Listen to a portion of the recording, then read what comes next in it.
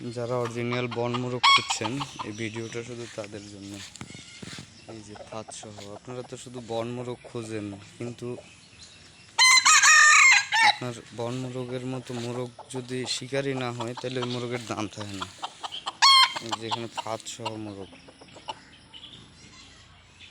এইভাবে দেখলে বোঝা যায় না।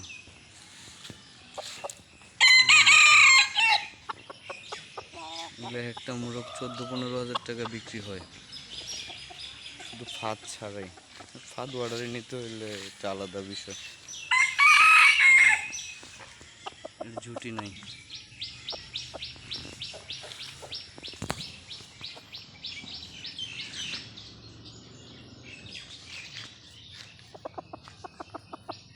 যেটা ট্রেনিং